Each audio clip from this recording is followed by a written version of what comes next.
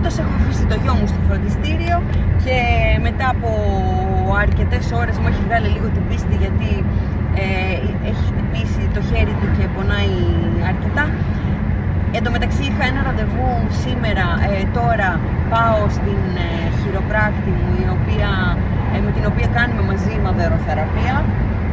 Μια εξαιρετική θεραπεία για γυναίκες που βοηθάει πάρα πολύ στην κυταρίτιδα, στο λεμφικό κτλ.